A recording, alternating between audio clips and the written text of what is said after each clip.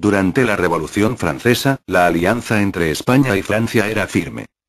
Estos dos países tenían que defender sus respectivas colonias frente a la intromisión inglesa. Pero en 1793 el gobierno español se unió a la coalición de países europeos que declararon la guerra a Francia. Esta guerra se resolvió en unos cuantos combates en la frontera de Cataluña y el País Vasco.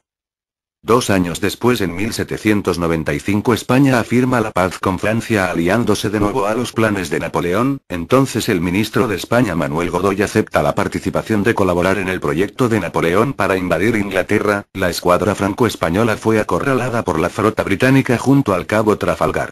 A pesar de esta derrota, Godoy no rompe su alianza con Napoleón y a consecuencia de ello permite una vía de acceso a las tropas francesas en el territorio español para atacar a Portugal, fiel aliada de Inglaterra.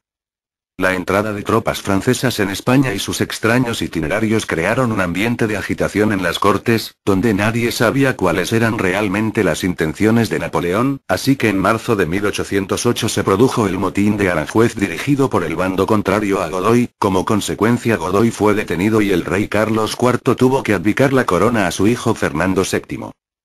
Este suceso abrió un enfrentamiento entre Carlos IV y su hijo Fernando VII, así que acudieron a una entrevista en Bayona, Francia, propuesta por Napoleón con la finalidad de resolver el conflicto. Esta entrevista se convirtió en una encerrona y Napoleón consiguió que ambos renunciaran a la corona de España en favor del mismo, quien la entregó a su hermano José Bonaparte. Cuando el nuevo rey entró en España se encontró un panorama desolador. Desde primeros de mayo una sublevación general originada en Madrid se extendía por todo el país. Cuando decidió invadir España, Napoleón se forjó una idea errónea al juzgar su capacidad de resistencia. La derrota en Bailén obligó al emperador de Francia a aumentar el número de soldados, incluso a dirigir personalmente la guerra, pero todo fue inútil. La guerra peninsular se prolongaría durante 6 largos años y se convertiría en una larga y penosa retirada, entre otras circunstancias, gracias a la ayuda inglesa y a los países que Napoleón se había ganado como enemigos.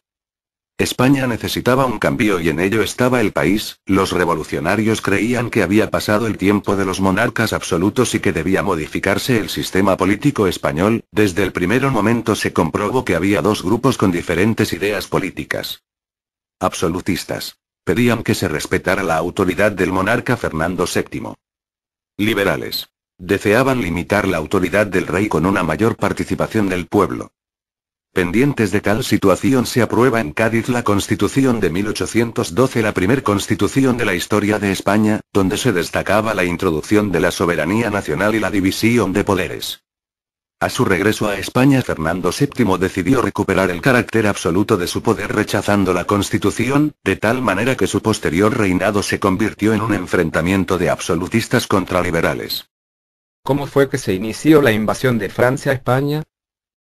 Pues todo inició con el pretexto de invadir Portugal. España dejó que tropas francesas entraran al país mediante el Tratado Fontainebleau firmado en octubre de 1807, pero una vez a cabo la invasión los franceses no se retiraron. Tampoco los reyes de España exigieron a los franceses que se fueran, así que no se fueron, aunque si se lo hubieran dicho no hubieran hecho caso.